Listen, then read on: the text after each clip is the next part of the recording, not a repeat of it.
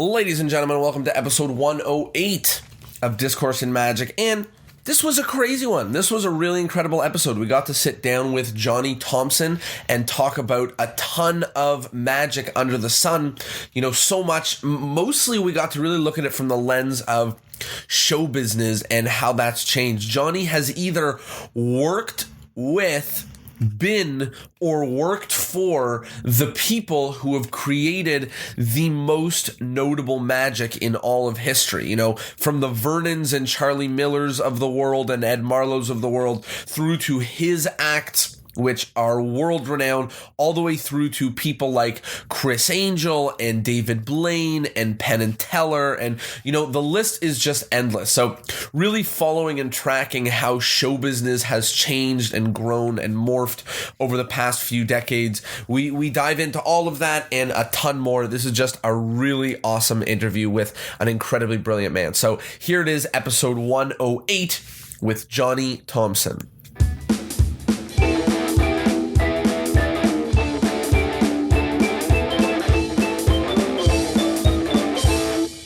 Hello, everybody, and welcome to Discourse in Magic. My name is Jonah. My name is Tyler. And we are here with an absolute legend in Magic. He's basically performed and advised for all of the most incredible things that you have absolutely seen, and we'll be going through those a little bit. But just to dive in, we're here with Johnny Thompson, or the Great Thompsoni. How are you? Wonderful. You can call me Great. Great. We'll call you Great. No, call me John. Perfect. So let's start at the very beginning. I'd love to know how you got into magic. How did you start? Well, I didn't want to be a magician, believe it or not. I saw a movie when I was 8 years old about a Mississippi riverboat gambler. Mm-hmm. And I said, that's what I want to be, a card cheater. I saw the Derringer hat and the frock coat and the brocade vest, and it looked so romantic dealing those cards. And my mother took me to a used bookstore on Wells and North Avenue in Chicago, and I bought the only book I could find on card cheating, which was The Expert at the Card Table, for 35 cents. Amazing. And I spent the next 4 years diligently trying to learn everything between its covers. It's very difficult, especially for an 8-year-old, just to try and figure out some of the terms like in-jog and out-jog and all the crazy terms of the gambling world. So it took me several months just to get through that before I could actually start trying to do anything. And then after 4 years, it came to the rude awakening to me that there just weren't a lot of places for a 12-year-old card cheater to work. So I looked at the back of the book under legerdemain and started to apply those moves to magic, and that got me into magic. Wow, that's such an incredible story, particularly that, you know, obviously everybody knows The Expert at the Card Table, but it's so incredible that it was very much a book for you that you found that brought you into the world of magic, which is, you know, not often why people talk about the book, but it's amazing that it's your... Most magicians, you know, they get into magic and find the book. I still read it all the time. I still find things I missed over the years. It's an amazing book.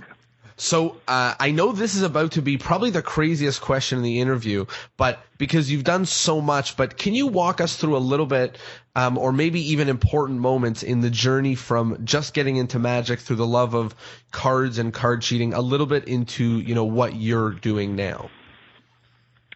Well, as I said, after 4 years, looked in the back of the book and started looking at the legerdemain section. The first actual trick I performed was the card from the handkerchief.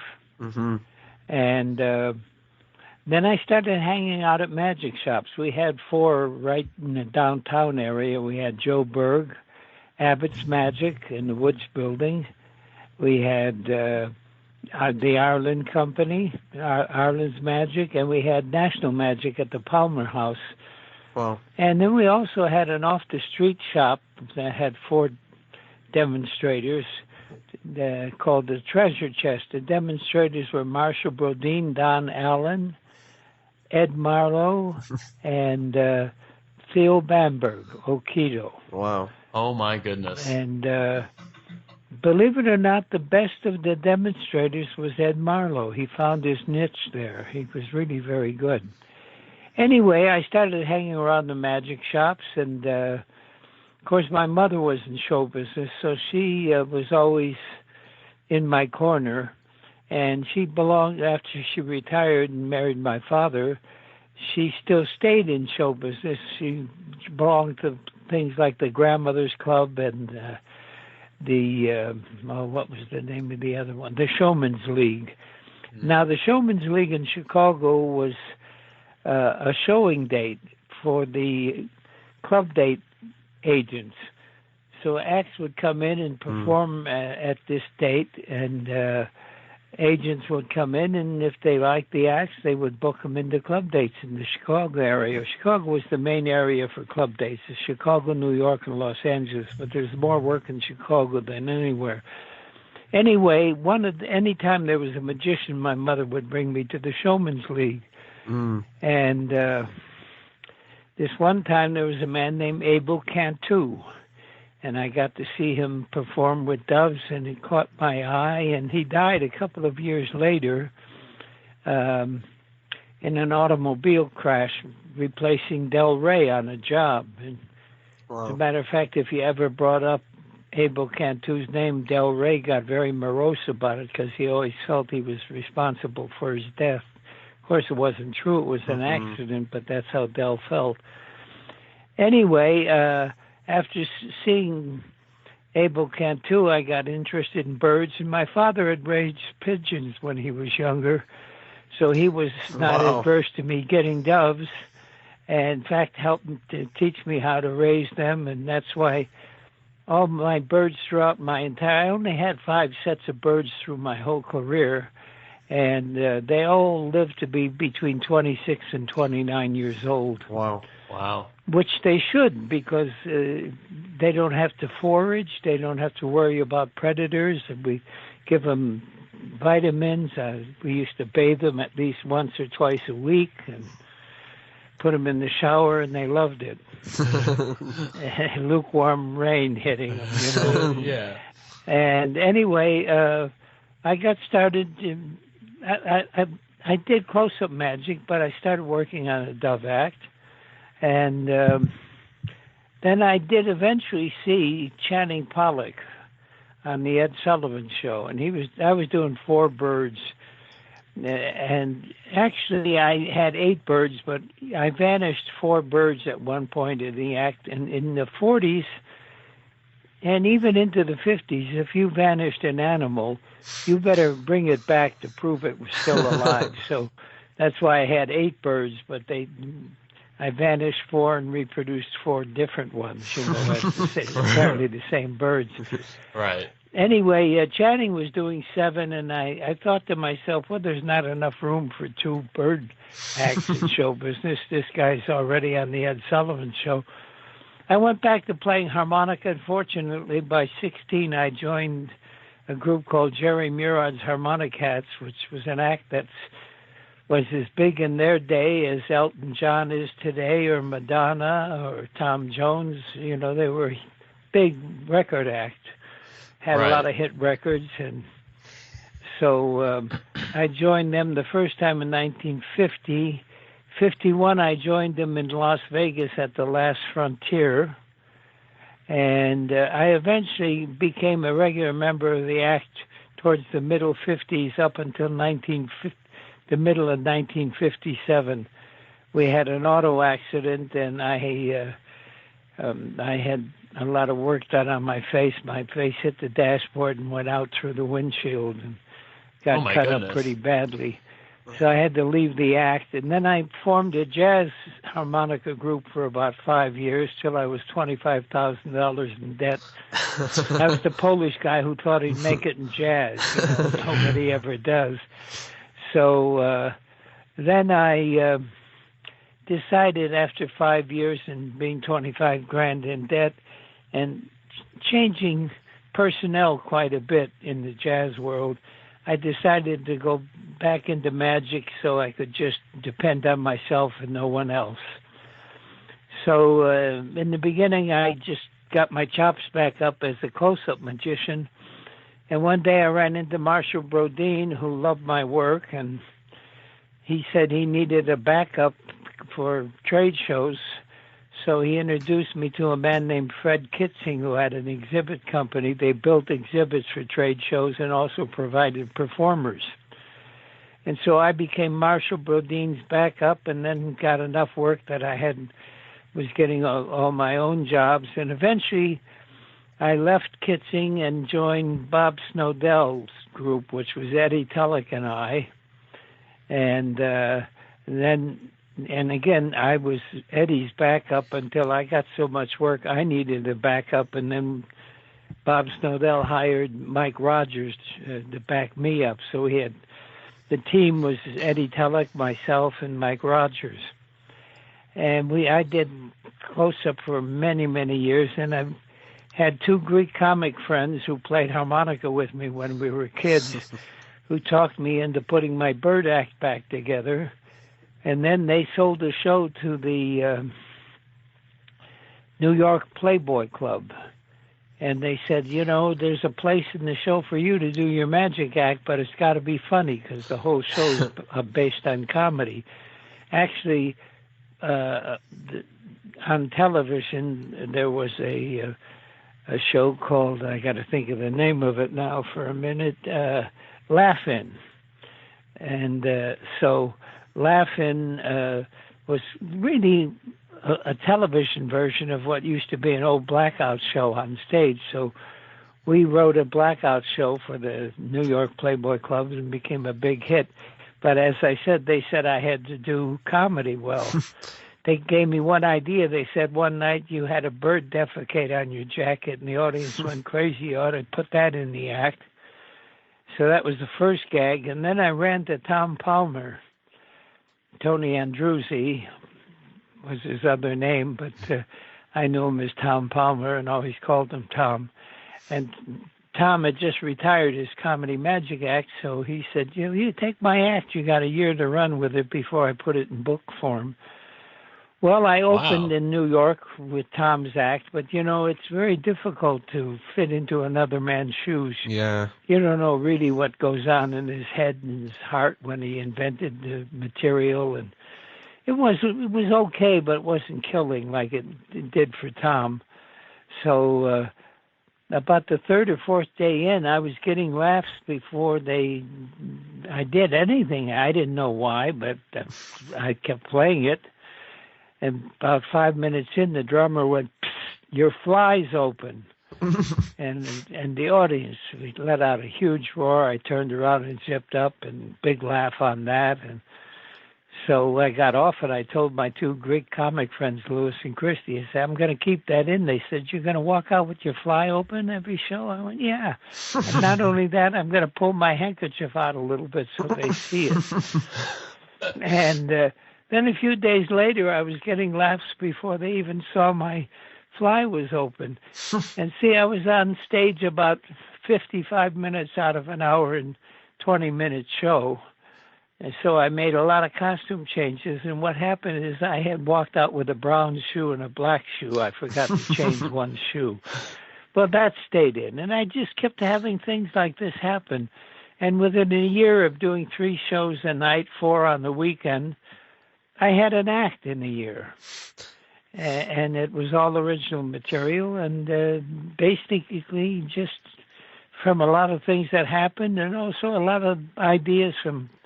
My act is made up of ideas from laymen, stage crews, bartenders, waitresses, just people make a suggestion. It's up to you to listen and say, hey, maybe I could use that or I could try that out. So anyway, the act started to develop that way. See, when I was getting back into magic, one of the people I met happened to be Norm Nielsen, and he said, why don't you come up to my shop? Because I told him I was working on an act, and he said, I got a workshop, you can come up there. So I used to go up to Kenosha on the weekends, and Norm and I worked on each other's acts. And eventually a man named Harry Reiser, who was my mentor, he said, you guys been working on an act for about a year now. I'm going to give you a year's notice, and in 1 year, you're going to be booked on the combined IBM SAM show. And so, sure enough, we got our acts ready, and that's how we broke it in. We got a start. Norman went off to Europe and became a big hit over there with the Crazy Horse and the Casino de Paris. But he came back and called me, and he said, listen, I'm doing a job up at a casino in outside of Reno in Sparks, Nevada, called John Esquaga's Nugget. And I talked them into having you come along so they could see your act. You're not going to get paid, but I'll pick up the airfare, and we got rooms. So he flew me up there, and they liked us so much that 2 weeks later they booked us to open for Carol Channing. Oh, wow. It was the first time they ever booked two magic acts together, and in the same show. And we were so successful, we stayed on and opened for every act that came in for the whole summer. Wow. And that was 1972. And from there, that opened the doors for me in the casino industry. And, of course, in between doing that, I studied acting. I was one of those guys who believes what Robert Houdin said, that a magician is an actor playing the part of a magician. And so I studied acting with a woman named Uta Hagen out of New York. My wife, when I met her, she had studied with Lee Strasberg. And so that became a big help when we did build the Great Thompsonian Company. But anyway, while I was working with the two Greek comics, we developed a comedy act that became the Great Thompsoni. And in fact, they just used to introduce me as John Thompson. One night as a gag, they went direct from Poland. They knew I was Polish. They said, Poland's finest magician, that Warsaw wizard, the Great Thompsoni. Well, they got such a laugh in the beginning. I said, I'm going to keep that too, And so eventually I got booked into Vegas into a Barry Ashton show in 1974.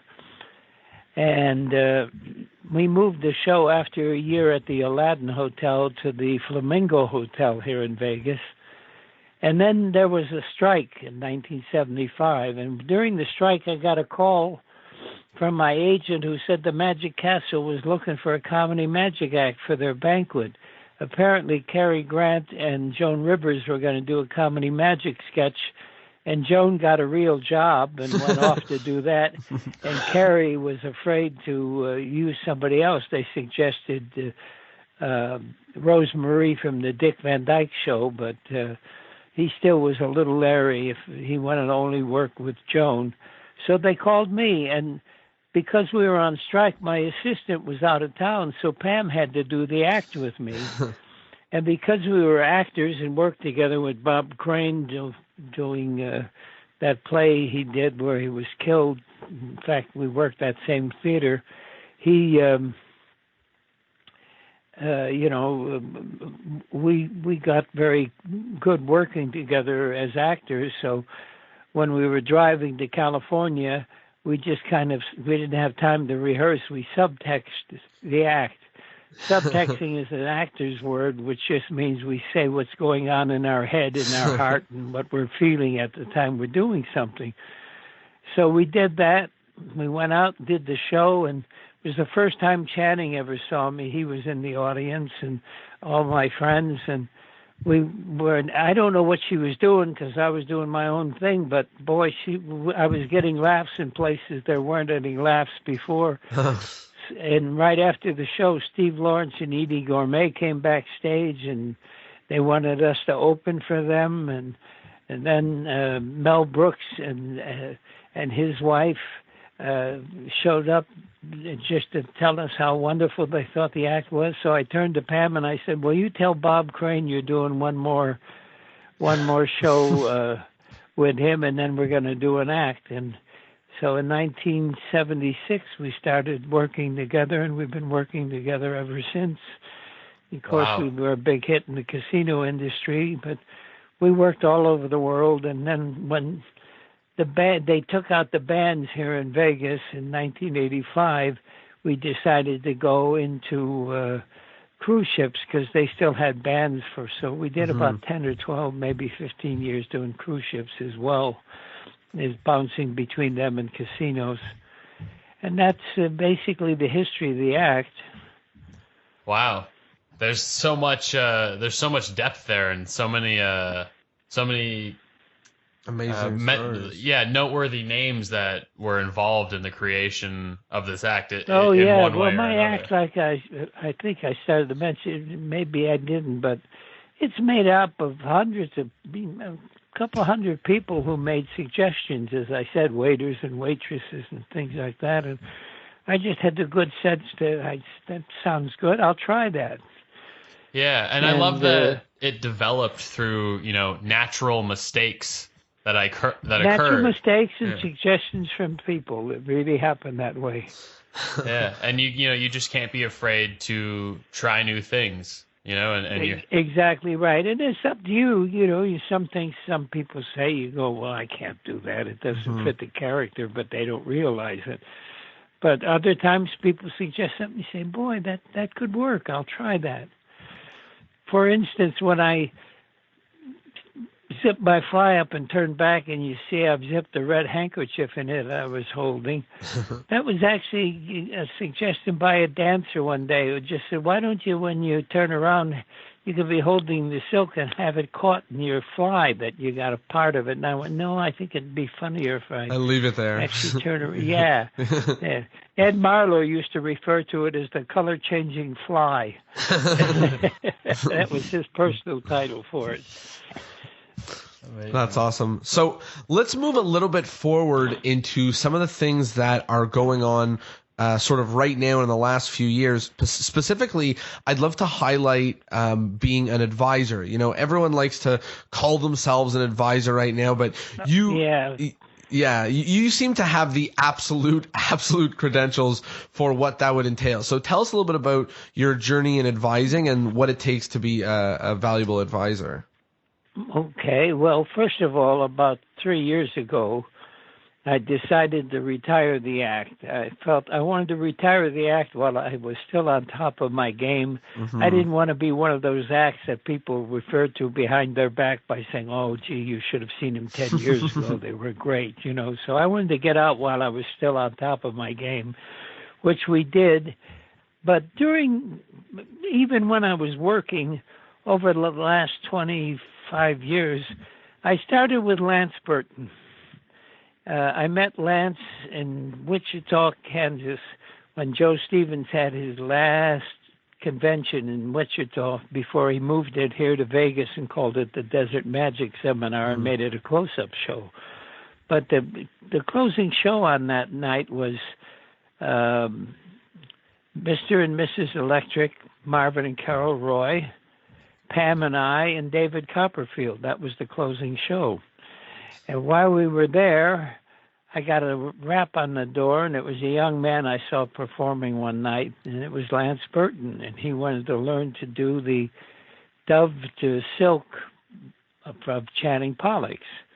So I taught him that, and I also talked to him about, how to take a regular set of tails and turn it into something that would work for birds. Both Channing and I were lucky. We bought tuxedos during the late 40s when zoot suits were in, and the zoot suit cut is the right shape to handle birds because it's wide in the shoulders and tapers down towards your waist. And so it was a perfect extra type space, of style coat to make. So I can take a regular set of tails and turn them into a zoot suit set of tails overnight with a good tailor. Anyway, I told Lance that. I told him things like the hookup is more important than the dove steel because if they see you hook up, they're going to see the steel. And we went through things like that. And then eventually, a year later, I ran into him. And, he had white makeup, and now his hair was pitch black. And I said, Lance, what happened? He said, oh, John, I want to be a vampire magician. I saw Frank Langella as Dracula. And I said, Lance, this is exactly what I said. They're just going to think you're anemic. I remember I went out and bought him some makeup right after that. Anyway, he did his act, and when he did the toss, he missed it. Picked up the bird and did it a second time, got a standing ovation. And my wife said, this kid's got something like Channing did. They love him. Mm-hmm. And so I found out, I checked, I said, how did you miss the pocket? Well, didn't realize I had told him that he had to hook the pocket to the back of his pant leg. So when you stretch your leg out, it opens the pocket wide open so you can put the bird into it without any problem. Well, we fixed that up. Then he ended up on the West Coast, and he showed up while I was working the Magic Castle. And so we started talking one day, and he said Jay Marshall had told him he should get rid of the silver zombie ball and float something unique.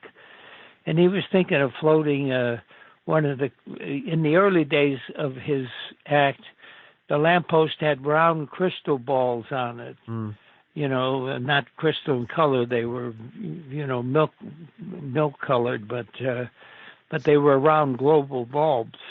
And he was going to float one of those. And I said, no, that's not a good idea. And I said, I'll give you an idea I was going to do. I never did with birds, but I always thought about it, which was a spherical cage, because I used to produce little white parakeets with their tails cut off, and they looked like baby doves.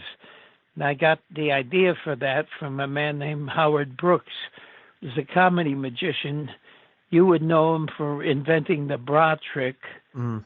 And he also invented the tape measure in the wristwatch that Carl Ballantine used. And so he was a comedy magician. He also invented the whistling belly buttons, if you know what that is. And that was something that was done on the ice shows. It was guys who, they would put hats on over their heads, and they would, where their breasts were, they would paint eyes and put a fake nose on.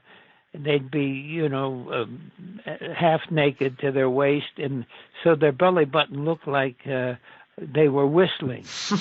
And of course, in Vegas, they did it with showgirls, and the eyes really did pop. They were three-dimensional.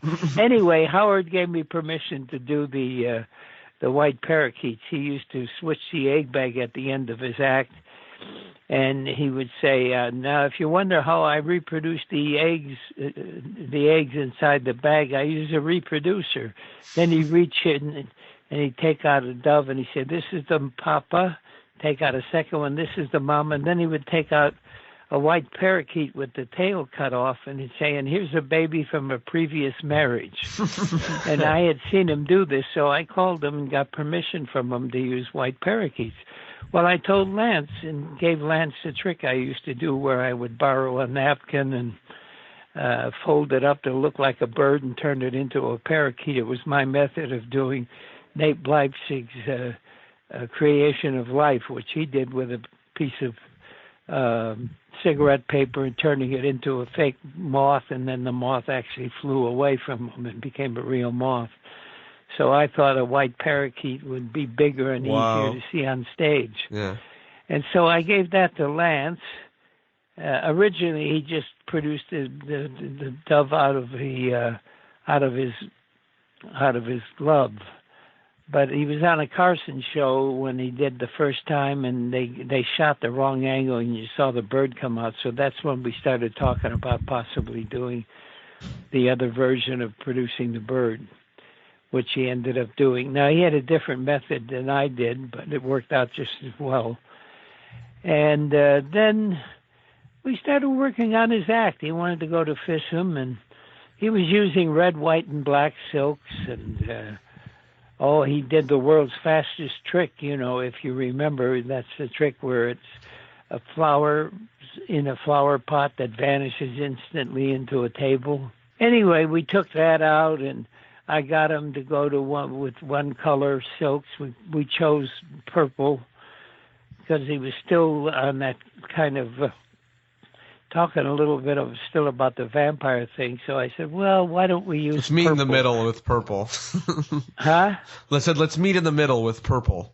Yeah, well, that's Edgar Allan Poe referred to it as the habiliments of the grave, and they use it in Requiem high masses. So I said, the audience won't know, but you'll know you're being a vampire.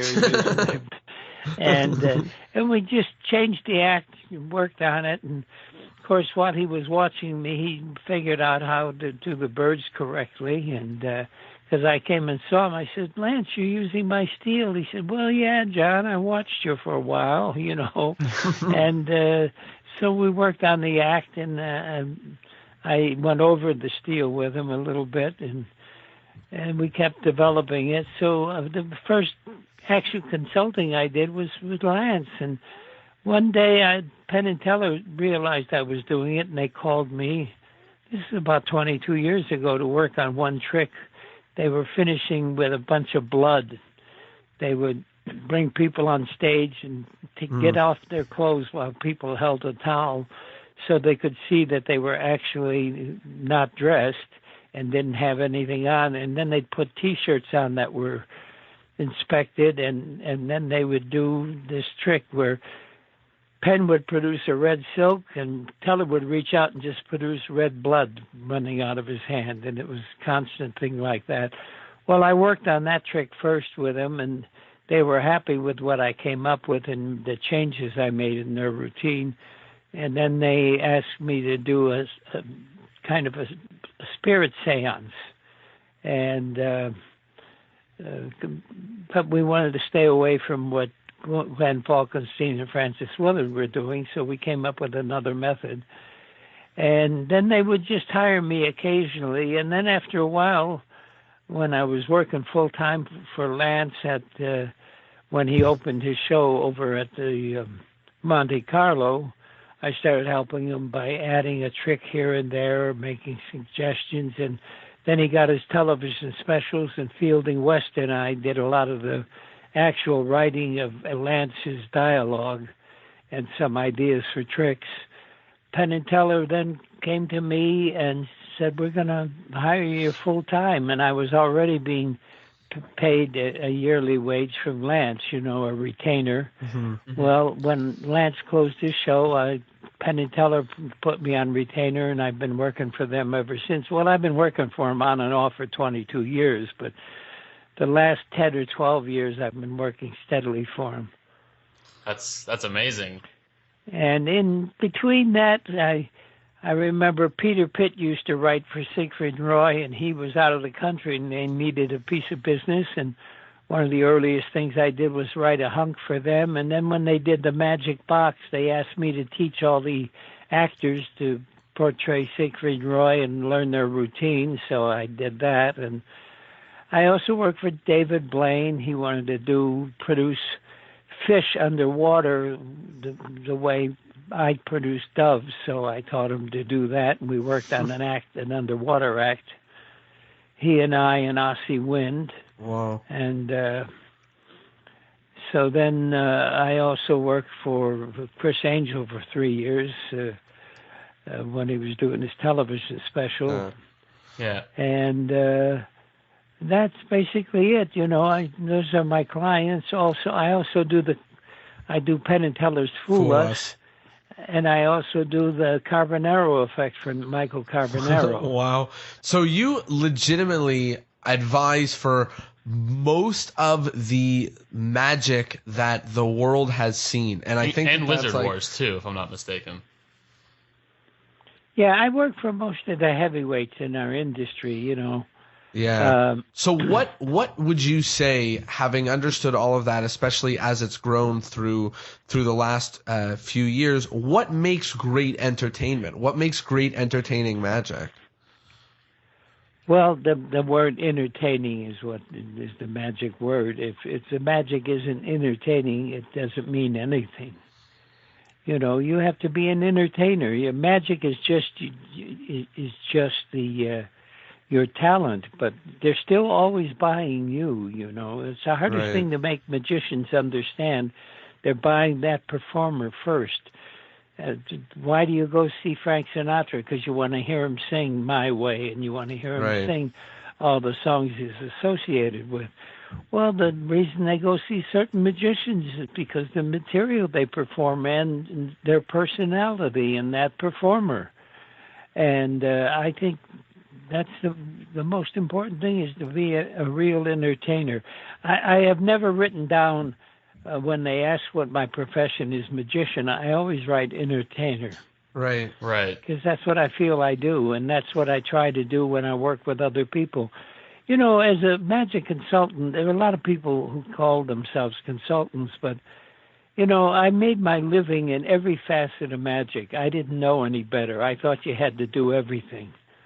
I mean, I was a bar magician for Jack Murray at the New Yorker when it was on Irving Park Road in Chicago, and then when they moved down to Lincoln Avenue, and I worked for Johnny Paul underage.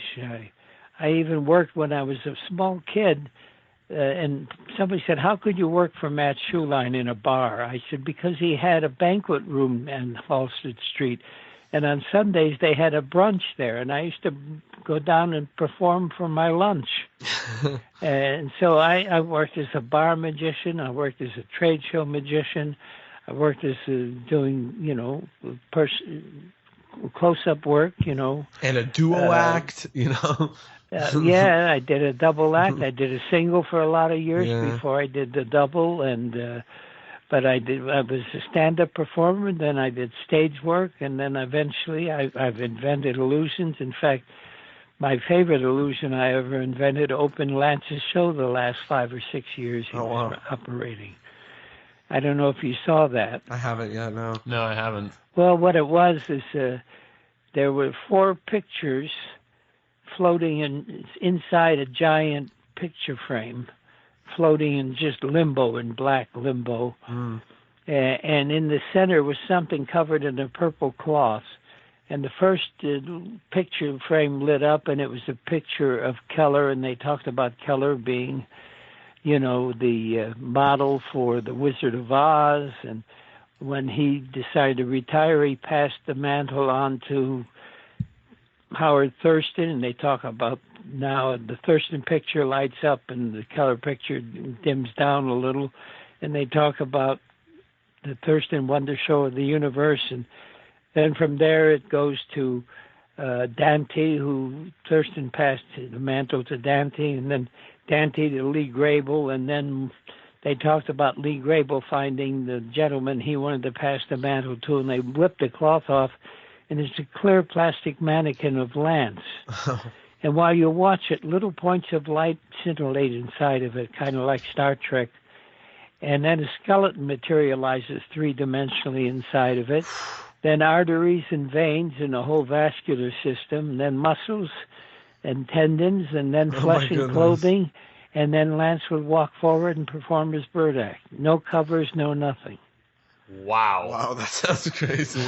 That sounds it was my handling of.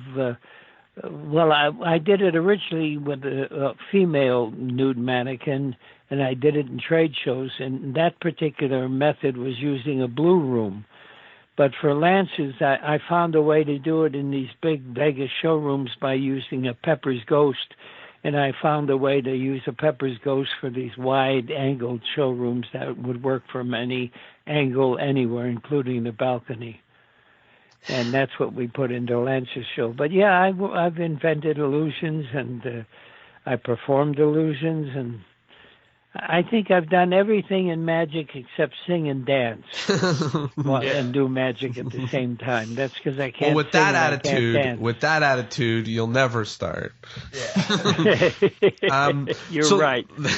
So let's talk a little bit about sort of what it's like and what you're doing with Penn and Teller on Fool Us. It's one of the most influential TV shows in magic in our generation, and it's one of those very few magic shows that has really penetrated a lot of the lay audience, and lay people are talking about it and they know about it, and you know it has that sort of David Blaine, Chris Angel ring to it. So can you talk a little bit about some of the things that you're doing on that show behind the scenes? Well, first of all, they came to me about 8 or 9 years ago with the idea they had for this show. And I said, how in the world are you going to... I said, the only problem I see is how in the world are you going to explain to magicians that you know the trick without telling it to the audience? Mm-hmm. And I thought about it, and I came up with the idea. I said, well, we got a few ways to do it. If it's an illusion, teller can draw it out, and we can show it to the person, and then so it gets destroyed. We have a robotic shredder that comes out, and he drops it in and shreds it. And we write it sometimes on flash paper, and it goes up in a flash of paper, right. Or we roll it up and vanish it. But anyway, that was how we handled the illusions. And I said, with regard to most magic, we just use magic double speak, double talk. The laymen don't know expressions like what the path is and things like that. Mm-hmm. And then we got so good at it that we could do it with one or two words, and the guys would know we knew what we were doing, and people wouldn't have any idea, Right. including the hosts have never had an idea of what the explanations are. And that was the hardest part, to come up with a way to do that. Once we had that going, then we had a show. And we did it in England. It was a big success. A couple of years went by, and then it got sold to the. They bought it, and it became an instant hit. And we've done now. We just finished our 5th season, and it's still looking very good. Amazing. And our job, I brought Mike Close in when we went with. The WC network, because now we were going to be doing a series, not just a few specials, and we had to at least bring in 60 magicians and end up with 52 on the air. But that meant looking at hundreds and hundreds of magicians. So Mike and I, they send us all the submissions. We analyze what they're doing, send them back a breakdown of what and our opinion as to whether they should be on the show or not. It doesn't always matter because the producers have the last word. Right. So, but we try to do our best there. And so we start around the end of October, and we work right up to the beginning of March practically, looking at acts and making suggestions. And then if there are acts that need help, we bring them in early, or we start working with them by telephone and Skype and so forth, trying to maybe bring the magic up to a level where we feel it could fool the boys. And that's the other job we have backstage, is of working with the acts, trying to make them better. And then for the rest of the show, we watch the on-camera rehearsals to make sure there are no bad angles or that the cameras won't be hitting something that shouldn't be seen. And then we sit through the shows and watch them, and then I make the call as to whether the boys have been fooled or not. I'm on a microphone listening to what they believe is the trick and how it's done. And if they're correct, I tell them they're correct, and then they give a guy a cue word, and they let them know they know. And if they're wrong, I say, you guys been fooled, That's so cool that you are the decider. I think on both ends. Yeah, exactly. Both deciding who comes on the show and who also wins. That you are. Well, we don't always. Mike and I don't always get who we'd like to get on the show all the time, but that's because television. They think their audiences are 19 to 40.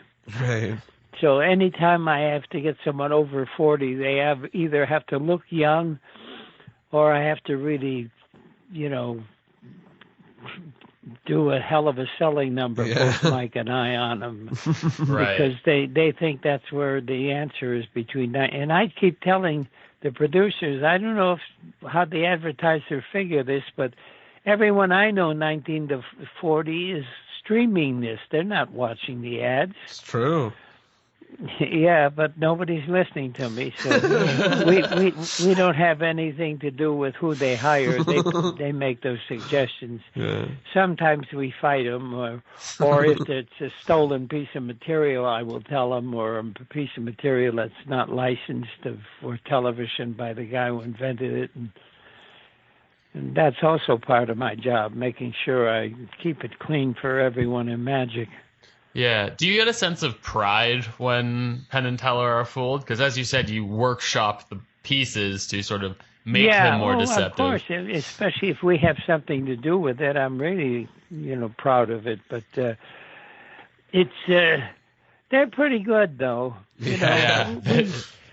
We may average about one a show. Sometimes one season or so, we may average a little less than one a show. Sometimes a little more than one a show. Right. But it's been great fun, and of course, the idea of fooling Penn and Teller is just a hook, so we can make it like a reality show. But all we want to do is put on a great magic show. Yeah. Yeah, for sure. It's more of a showcase of the talents that are out there. Exactly. So I'd love for you to talk a little bit about the book coming out. It's very exciting. It's a 2-book package called The Magic of Johnny Thompson, and we're just starting to hear about it everywhere. And I think by the time this comes out, it'll be totally released. But I'd love to hear, what can people expect from the book? What sort of thing is it? Tell us a little bit about it. All right. Well, first of all, last week I got a call from Stephen Holmes, who was Tom Mulligan's significant other. And he said, "Get dressed. Someone's coming over to see you, and you need to be dressed." I said, "All right, okay. Well, they'll be there at 3 o'clock." Okay. I said, "I know I'll be dressed by 3 o'clock." Anyway, the doorbell rang. I opened the door. There was Teller with his office associate, Steve Doctors, 2 showgirls in complete showgirl outfits, and 2 photographers, and they were presenting me with the first 2 bound books that came off the binding machines, and took pictures of me with the 2 showgirls, which made it kind of interesting, and that's how I got the books. And when I brought them into the house and opened them up, and it's better than I ever imagined the books could be. It's 2 volumes, 640 pages roughly, and they weigh 9 pounds, for God's sake. the mailing alone is going to cost money. You might have to build a shelf special for it. But it's everything I've ever done. And David Ben was very kind. He called me when we talked one day, and he said, this is an unusual book. It's probably the best book we've put out, because it's a book put out by a professional magician with all of his material included in it that's been honed over the years. He said, you don't get a lot of that. He said, Robert Houdin put out a book like that. He said, you can name the professionals who put out books. He says most are people who do this, as a part-time thing or semi-professionally, but not professionally. And he says, consequently, we don't have a lot of books by professional magicians. And, he named a few like Tony Marks and so forth. But I thought that was an interesting observation. But it is everything I've ever done. It covers my trade show actors in there, magic I did behind bars, close-up magic, mentalism. I got thrown into mentalism one day. I got a call from a man named Harry Breen. He was married to Celeste Evans. He used to be a harmonica player. I knew him as a harmonica player. And he became an agent, and everyone was really happy he became an agent, because as a harmonica player, if they told him to do 15 minutes in front of you, he'd do 45 minutes. One of those acts you couldn't get off the stage. Yeah. So when he became an agent and a manager, the whole of Chicago show business was in cheers, because they didn't have to follow Harry Breen. So Harry came to me one day. He said he was representing Al Coran, and Al wanted to get into trade shows. So I was working for the people I mentioned earlier with Marshall Brodeen, and Kitsing Incorporated it was called, as I stated. And I got him booked 6 months in trade show work, and then Al got cancer. and I had to fulfill all those jobs. And I would go to Al's house every couple of days every week, and we'd go over mentalism and ideas. And so I started doing mentalism in trade shows, and it was so strong, I recommended it to Tim Conover, and Tim got into doing mentalism on trade shows, and a couple of other people got into it, and it became a strong item because, it's the closest thing to real magic as far as people are concerned. Yeah. So it played really great on trade shows. But yeah, I think I've done everything. I did mentalism for 3 years, not just on trade shows, but then I was doing one-nighters with it too, because since I was working on it as a trade show performer, it gave me a position to build a mentalist act so I could do an hour and a half. So what's something? Go ahead. No, I was going to say. Go ahead, What's something specific in this book that maybe you're particularly excited about, or people should look forward to? Because it's a packed piece. Well, there's so much good material, and a lot of it came from Harry Reiser, who was one of my mentors, Charlie Miller, and Dave Vernon, of course. Although Vernon never considered me a student, he always treated me as a peer. But we'd be sitting, and he'd say, "Johnny, for God's sakes, what do you do for a bottom palm?" And I'd show him, and then he'd show me his bottom palm. And I'd never asked Vernon for a trick, but boy, I sure learned a lot from him just under those kind of conditions. Wow. So a lot of that material is in there, and stuff that I added to the Vernon and Charlie and Harry Reiser material. And a lot of my own stuff is in there, as well as, it's such a collection. I have Manuel, Master of the Mighty Dollar, who was a coin act out in the vaudeville years, but he had the best version of the Phantom cigarette, and I put that in there. Of course, cigarette magic is not too open these days, but these days I do it with an e-cigarette, and it works even better. I don't even have to light it. That's amazing. And people don't realize it's an e-cigarette. But anyway, it's loaded with great material. Well, for instance, I always close my formal magic shows with a piece written for me by a wonderful artist named Milan Bulovec, and it was called The Gambler's Ballad. In fact, Penn and I did a version of it, and we made a movie of it, and then it turned out to be a movie about me, which is starting to air on Showtime in next month, April. Oh, wow. Oh, wow. That's exciting. Yeah, and but The Gambler's Ballad was written in the style of Robert Service, the Bard of the Yukon, as they used to call him. He wrote Dirty Dan McGrew and things like that. Well, my friend Milan had never written a ballad, a poem, or anything, but boy, he certainly wrote this magnificent piece for me. 6 rhymes per stanza, and lots of little things people don't know, just because it's all about people in the gambling world and cheating at cards. It ends up being 52 stanzas because there's 52 cards in the deck. He made it work out that perfectly. Anyway, that opens the book. That's the first thing in there, and that's what I always close my shows with. Always got a standing ovation, and it always played well. Of course, I used Vernon's voice for The Old Gambler. It's a story. It's actually a ballad about a young hustler taking on an old hustler, and the old hustler beating him. And it plays perfectly into the gambler and the magician theme. Yeah. So I'm that's very one excited of the wonderful for this book. pieces. My cup and ball routine is in there, which includes a phase of Max Mulaney's, his opening phase. It has Pop Krieger's, the phase he favored most, which was actually by a French magician, Gayot. And then, of course, Bartholomew Bosco's routine, but done as Dave Vernon. Vernon opened his routine with that. So it's the opening phases of 3 different magicians. Instead of just doing the phases, I do the impressions of the magicians. and it closes with Jacob Daly's production of the large fruit loads at the end, which is different than what anyone else is doing.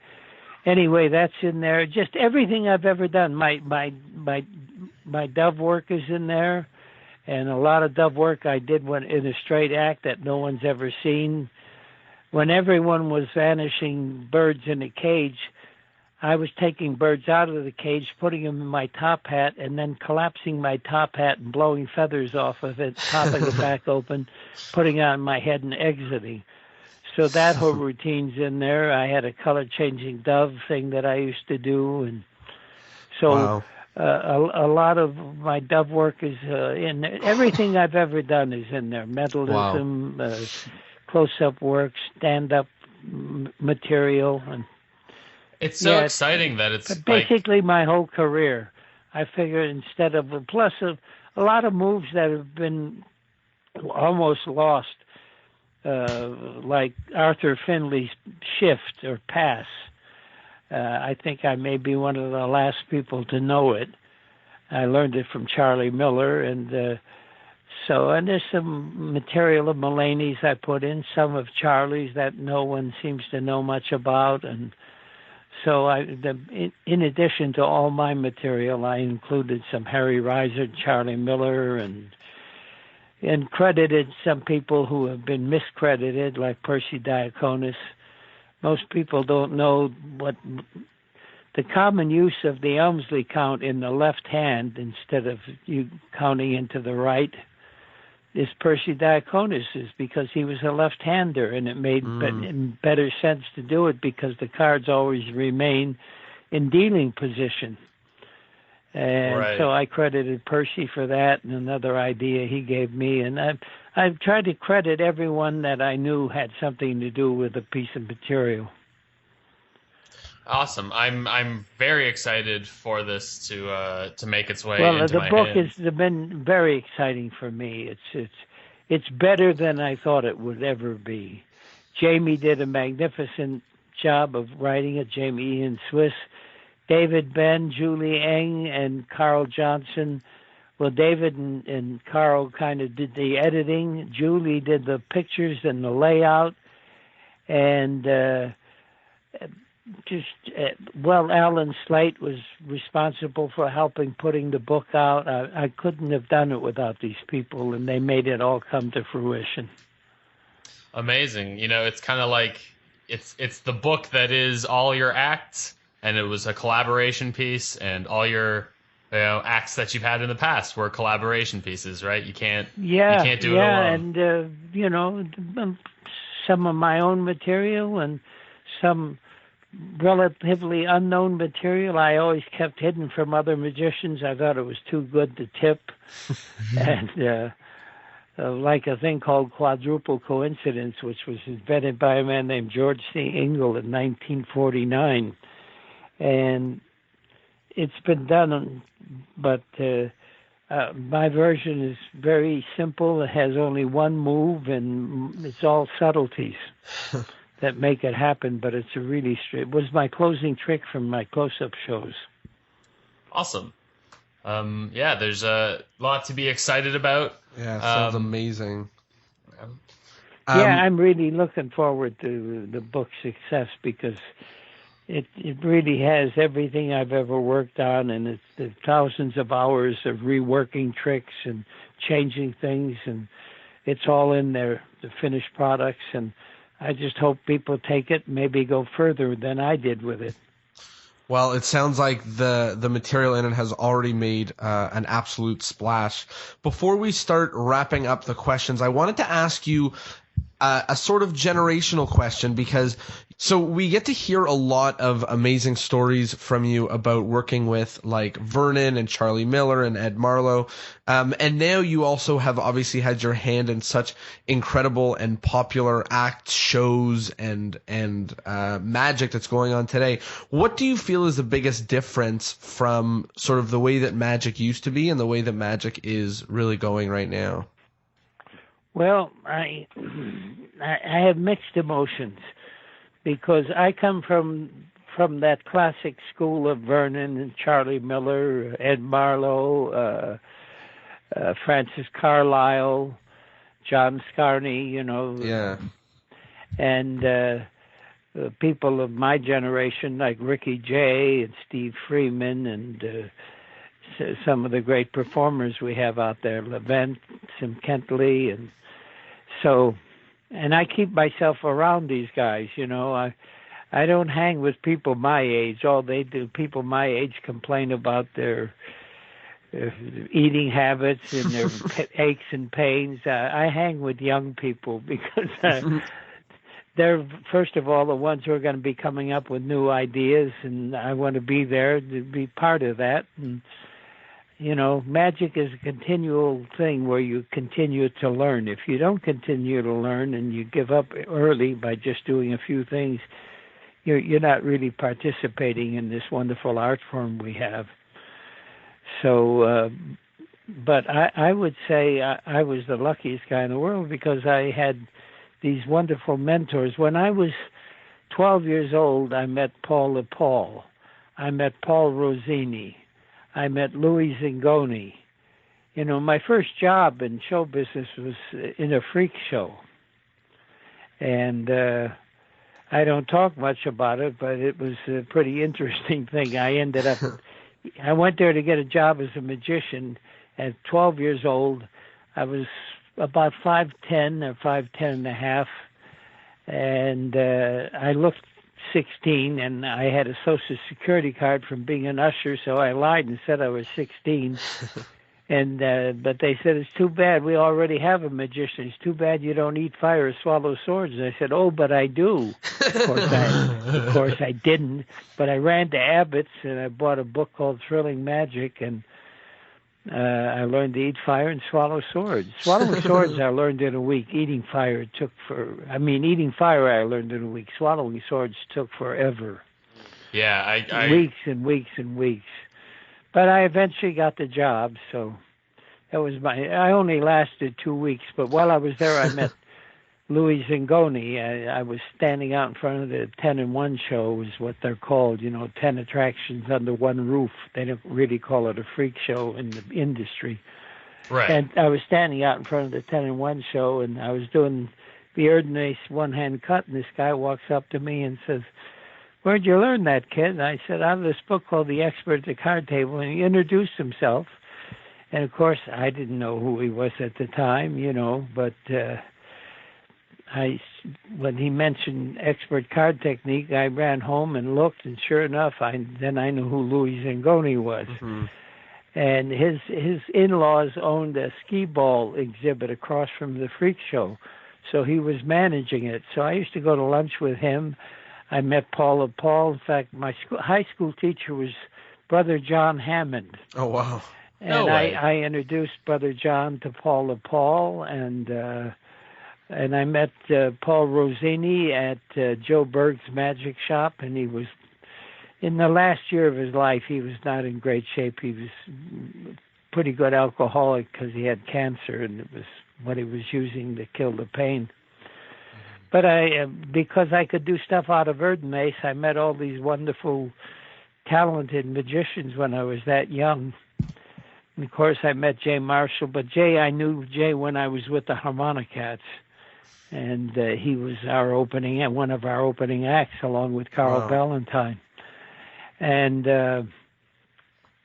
I remember when I walked into Jay's shop and said I was getting back into magic, he said, what are you getting back into magic? You weren't part of a name act. What are you, starting over again? I said, yeah, why not? I said, I was a bridesmaid, not a bride. He said, what do you mean? I said, well, the act was already successful. I just replaced one of the members in the act. I was the first person to replace anybody. And I was with the act for 3 or 4 years, so... but now I want to start over and be on my own, make my own career.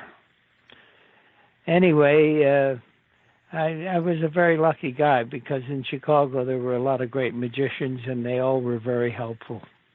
Yeah, we hear a lot about how important Chicago is in terms of the history of magic. Well, it's where bar magic started for one thing, and we sure had a lot of nightclubs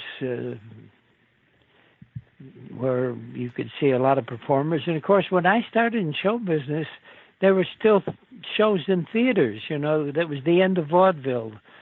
They didn't call it vaudeville; they called it live stage shows. There'd be a movie and then 3-act show with a big band on stage.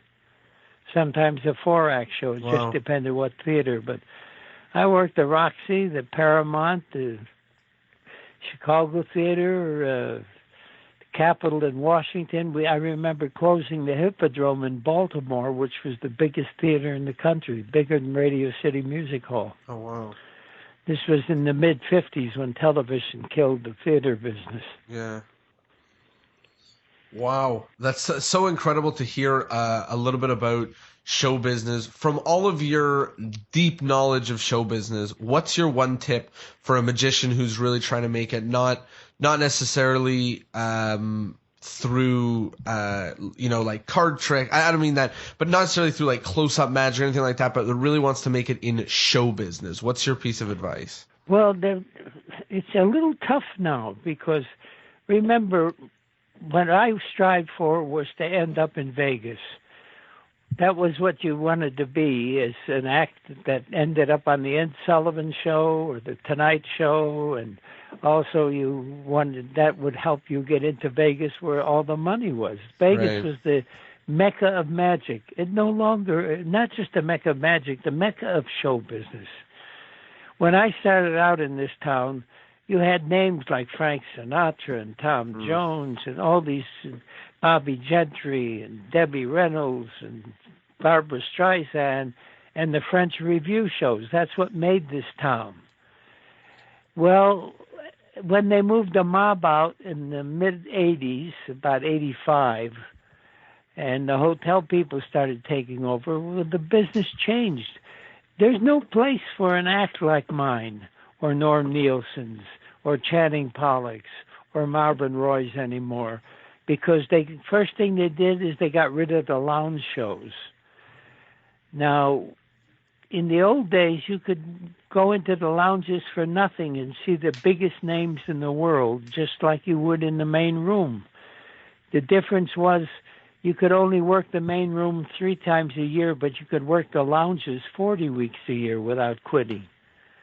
So there were performers who never worked the main room because they could do more time if you wanted to work all 40 weeks, you could make, well, in the 50s, Vegas was paying $10,000 a week in the main room or in the lounges. So it was you could make $60,000 if you worked the main room 3 times a year for 2 weeks, or you could make $400,000. That's why Louis Prima always worked the lounges. He just stayed on for months at a time. Anyway, there is no place to work anymore. They got rid of the French Revue shows, which used variety acts.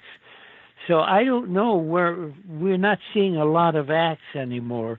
We're seeing a lot more close-up magic today because it's the only venues people can work. Mm-hmm.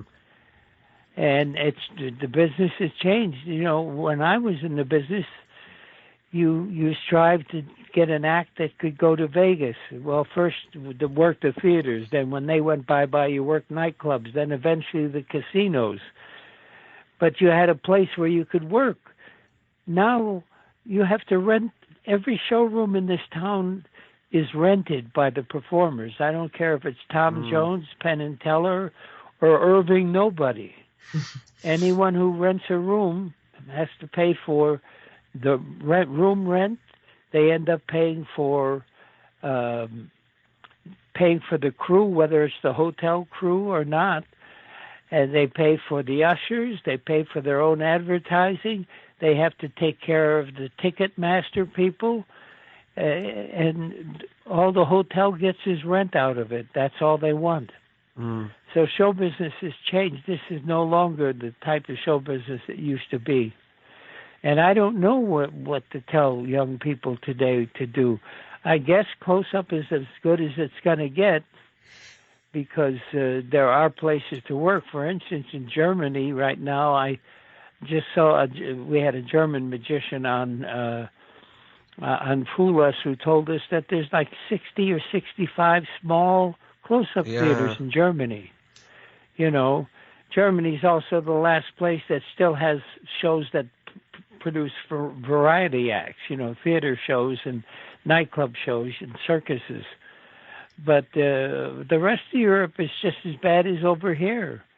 You know, that's why the magic business is kind of come down to kids doing a lot of stuff on video and going on America's Got Talent, a show which I wouldn't go on if you paid me $1 million. It's just not my cup of tea. Because you're always going to be in competition with some guy who plucks chickens during the day and plays guitar at night in some local joint. Or some 12-year-old kid. But it was rare that Matt Franco ended up winning. I also worked for Matt Franco. I helped put some stuff into Matt's show. Wow. And he's a great kid, too, and does a great show.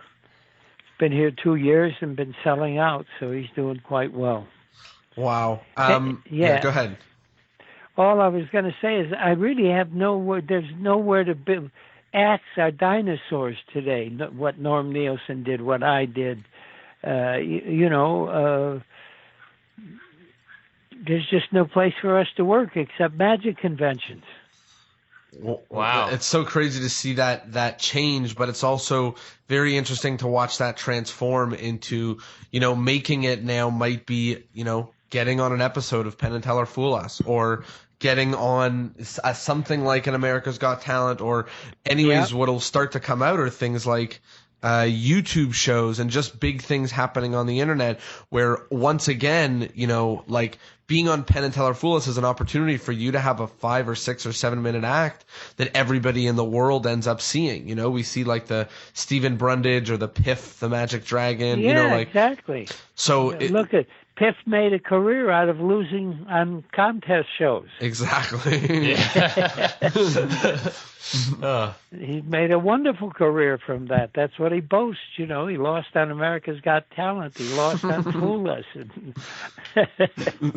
That's almost. But that's what it is. It's how cleverly you can market yourself for what you do today. Yeah. It's not the same. You know, no one hires here in Vegas. I think the last guy who may buy a show is Steve Wynn. But other than that, most of them are just, they rent out the hotels. Right. Yeah. Showroom, you know, it's not the same. Yeah, well, even now they're wall. charging for parking, for God's sake. Town has changed drastically. So, there's a small chance, but maybe your only chance is to call Steve, is what you're saying. If you want to make it as a. Yeah, maybe that's it. Exactly right. Call Steve. Okay. Call Steve. Yeah. So we are getting towards the wrap-up part of the episode, and we have a few questions that we'd like to ask everybody to see what everybody thinks about some of these same issues. So one of the first is a question I'm very excited to hear your answer, which is, what's something going on right now in the 2018-2019 world of Magic that you think is really awesome, and then something going on right now that you think maybe you don't like very much or you wish was not the way that it is? Well, I'm not crazy about people going on television, on the internet, performing a trick and then showing how it's done. Yeah. I don't understand the concept behind that. I don't understand what the reason for it is, and I don't understand what it gains you. Is it showing that you think you're clever because you bought a magic trick and can do it? I mean, and I find that to be offensive. Mm-hmm. On the other hand, there are still some wonderful young magicians that I see coming up that I know magic is still going to hold a great place in the arts because they're from the school that believes in the Vernon theory of magic, and Charlie Miller's and Ed Marlowe's and all the people who built this industry in the 20th century, throughout the entire 20th century, and brought magic to a level that it never was before. And I'm just so happy that we haven't lost that. So we still have people. I think of Jared Kopf out of Texas, and we got a young man here in Vegas who's going to the UNLV named Edward Kwan. Ed Kwan, He's 21 years old, and he's the only close-up magician from Korea. You know, the rest of the Koreans are all producing red, green, and blue cards and using black art on their suits that they steal stuff from. But this young man, by himself with just books, learned to do close-up magic, and he's wonderful with, second deals and bottom deals and his handling of the cards. He's only 21 years old. You rarely see anyone that good, that young. But we have these people, Paul Vigil, I can think of, and several people who studied with Eugene Berger and people like. These guys are still doing what I consider the type of magic that I prefer to see. Well, it's amazing to know that good, great magic is still alive and thriving. Yes, it is. Yeah. And, fortunately, because at the same time, as I said, we're having people who just want to go on television and show how tricks are done. I don't understand that. Yeah, it sort of just takes the magic, away from it completely. Well, and it's not that the secret is everything. As I said, they still buy us. Even during the mass magician years, it never affected the professionals, but it sure did affect the people who saved all their money and bought a zigzag or a sawing in half, and then this guy goes on and shows how it's done, Mm-hmm. Now, I remember we had a similar thing back in the 40s when I was a kid. One of the cigarette companies, I think it was Camel Cigarettes, was exposing magic in print, in the newspapers, in 3 and 4 paneled columns of showing how a trick was performed and then how it was done. But I remember they showed sawing a woman in half, but Dante went on stage and talked about that and showed that how could anyone fit 2 people in this table, and he went through all this wonderful stuff and then fooled the hell out of the people. So it's never bothered the professionals, but it's always a bother for people who are just getting into the business and put a lot of money out to buy an illusion or a box trick and find out that some guy's going to show it the next night on television. Yeah, of course. The next wrap-up question that we have is the question of the week. And what it is an opportunity for you to ask our listeners something. And that could be something you want them to ask themselves or something you'd like us to relay to you in terms of getting a response from them. But what question do you think our listeners need to be asked? Oh, what I should ask the listeners? Yeah. Well, I would probably like to ask the listeners, how many of them have just solid, good, classic magic in their repertoires? Wow. Everyone always talks about, being original, but you first have to learn the classics in order to do anything original. You got to learn those and then maybe add your thoughts to them and your ideas. But I don't want to see classic magic being lost. Mm-hmm. I love that question. What classic magic are you doing and keeping alive? I think that's very cool. Another one of these segments that we have is a magic PSA, so a public service announcement for magic. We've had everything from things not to do, from things to do. A very common one is to stop doing banana bandana. That was one. So if you have a I knew the guy who invented it, and he wasn't a magician. He was an actor. Oh, wow. Okay. Well, I think that makes it obvious, because listen, no magician has added any script to it since it existed. So what's your PSA? What should all the magicians of the world? And by the way, nobody does the original finish of it. What's the original finish? Well, the actor friend of mine who did this, when he got to the point, and he said, and he reached into the bandana and pulled out the flags of all nations, and he would pull out of the banana a streamer full of little tiny flags of all nations. And that was the actual finish to the trick. That's very funny. That got lost somewhere down the line. Yeah. So what's your PSA? What do all the magicians of the world need to hear? Well, the most important thing for our industry, and to become anyone in our industry, and to become a solvent magician, is practice. Mm-hmm. Ours is a profession that you have to practice. Even though you do it daily, I still practice every day. And I think that's the one thing that people will learn a trick and never think about working on it anymore or adding anything or finding if there is anything to be added to it. And you only find that by practicing your material. And while you're practicing, you discover new things all the time. Of course, most of the new ideas come when you're actually working, and you just ad-lib something. You go, boy, I should have been doing that all these years. Right. I know it's happened to me. But I think if you want to be in magic, you better practice, practice, practice. Because Beautiful. Practice makes perfect in that instance. Awesome.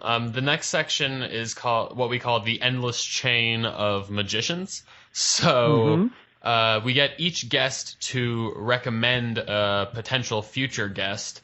We always want to keep this podcast alive, so we always have someone suggest someone for future episodes.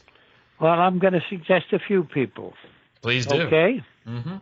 They're the young magicians that I know that I think are really doing some nice new things. One is a young man out of Texas named Jared Kopf. Did it already. We already did him. Amazing interview. Oh, I knew it would be. Paul Vigil. I already did it as well, but also an amazing interview. You guys may be ahead of me then. How about Armando Lucera? No. We'd be. Get Armando Lucera. Okay. All right. We will do. First of all, just to see him do the Matrix, it's the most magical piece of magic I've ever seen in my life. It fooled the hell out of me. And it looks like real magic. Here's a young man who understands our craft better than anyone.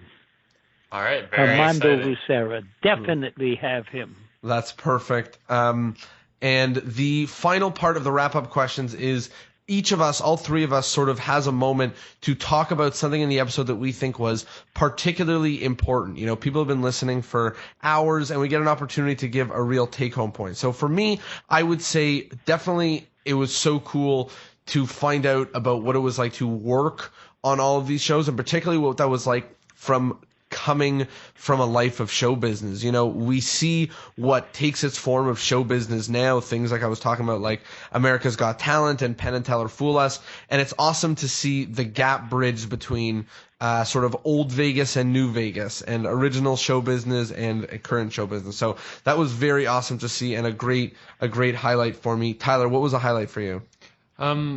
Everything that you mentioned. I mean, this was such an awesome history lesson, so to speak.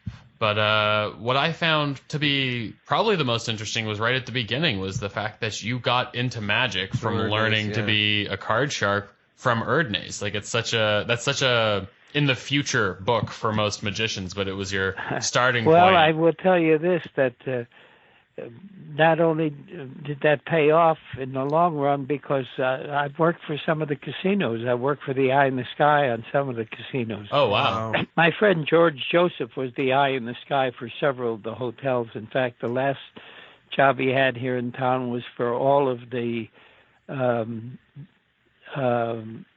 Hilton chain of hotels and casinos. And he would call me in every so often if they had a dealer who was doing business with someone on the outside, and the dealer knew most of the people involved with the Eye in the Sky.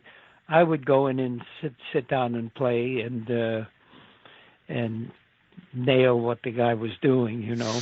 Right. And so I worked for the casino. The last guy they actually called me in for was to watch Larry Flint, who was up $1,400,000. Whoa! Wow! And I watched him play for about an hour and was counting cards. And they said, "Is he counting cards?" I said, "No, I'm counting, and he isn't. He's using a card counter strategy, but that's all he's doing." So they thanked me, and I called the head of the Eye in the Sky the next day, and I said, "Well, how did it end up?" And he said, "Oh, gambler's ruin."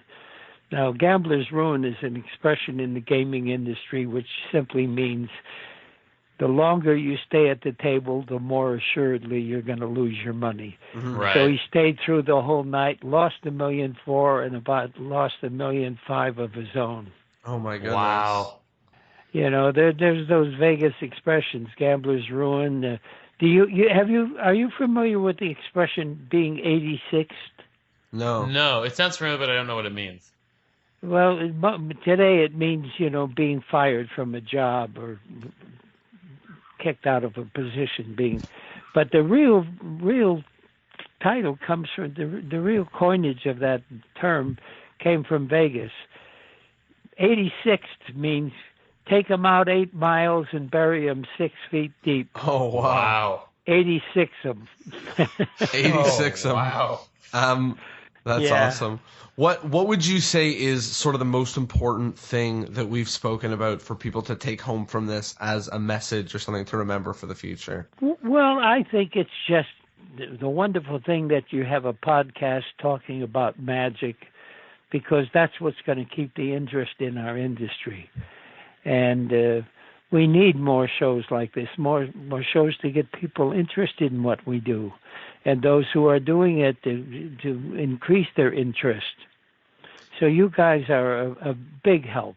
Well, thank you so much for the kind words. The final thing is, where can people find you? Where should they find you, and where can they find the book to see everything that you're doing right now? Well, the books are being sold currently through Magic Canna, which is David Ben and Julie Ng's operation up in Toronto. Yeah. And you can find them during the internet. I believe they will be having, I'm pretty sure it's Penguin who's going to be wholesaling to the magic shops and so forth after these initial purchases. Yeah, pre-sale. So I think you can still order through Magic Canna. I would check that first. And as far as reaching me, you can reach me by the internet. I'll give you my internet address for everyone to hear. So it's my act name, Thompson & Co. TOMSONIANDCO. Thompson & Co. Our act name. At AOL.com. You can reach me that way. And I that's so amazing that you share that with the world, because I think it puts a beautiful cap on the episode to understand how, open you are to help out the world of magic, and, really work with anybody and everybody to make sure that this is a thriving industry. So, which is exactly what this podcast is about, right? So thank you so much for sharing that with the world and sharing all of your amazing stories. That was fantastic. Well, I had a great time. You guys made it fun for me. Thank you very much. We had a blast as well. And of course, a big, huge thank you to everybody at home who joined us for this episode to learn a little bit about magic and what went on and what's going on right now. So thank you all so much, and we will see you all next Thursday. Take care. Bye, guys.